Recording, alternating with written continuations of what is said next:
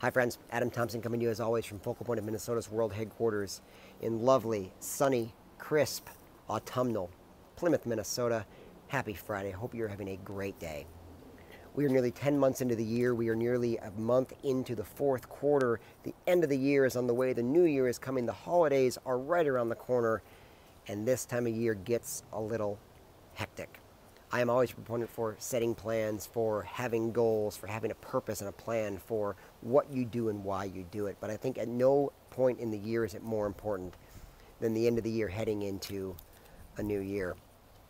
I also recognize that people find it to be a daunting task to try to set up a year's worth of plans, a year's worth of goal, to try to figure out what a 12-month calendar plan should look like, about what your business should be a full year from now.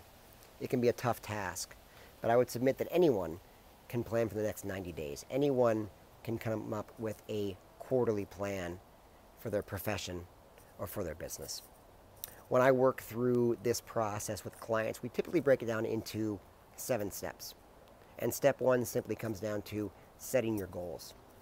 Setting the goals for the next 90 days. What do you want to accomplish? What do you need to accomplish in the next quarter to move your business forward? If you're a traction fan or an EOS fan, think of this as your quarterly rocks. The things that you need to get done in the next 90 days to move that business forward, to accomplish the overall path and purpose of your business. Once you've established those goals, set a deadline, right?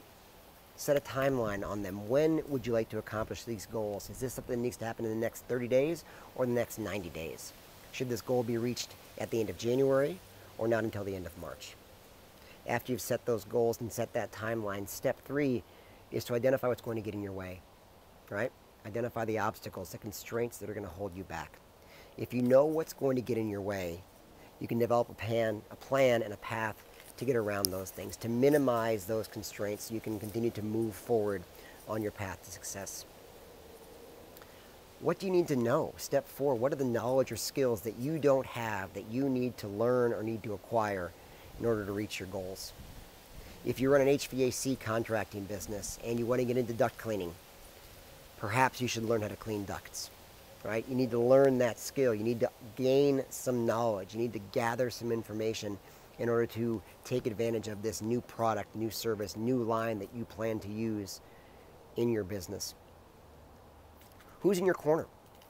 Identify the resources, step 5. What is out there? Who is out there? When I talk about resources, I don't mean equipment and trucks and products and services and everything else. I'm talking about human capital. I'm talking about your stakeholders, the people who are in your corner who have a vested interest in your success.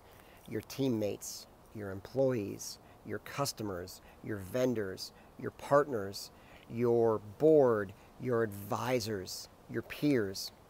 Anyone who wants to see you succeed, how do you get them in your corner? How do you use what they know, use their knowledge, use their experience, and leverage what they've done in order to move you forward and move you toward your goals?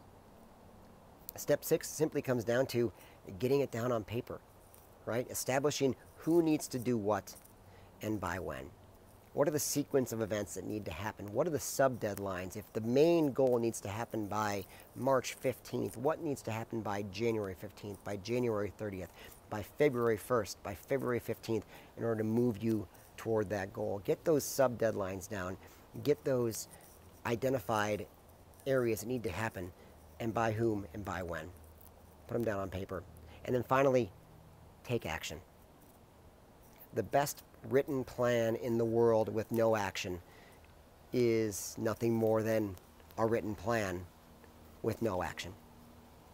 What do you do next? What does your team do next? Who needs to get what done by when? Get it all down, establish those benchmarks, establish those action steps, and establish the things that you can do right now to start moving toward that goal.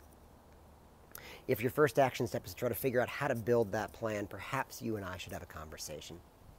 If your first action step is to get this information out to somebody else who needs a plan, maybe send this to them. Share the video out. Comment below. If you want to have a conversation, send me a message directly. Comment below or send me an email. I would love to hear from you.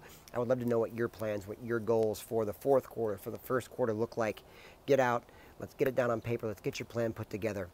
Let's get you off to a fast start in 2020.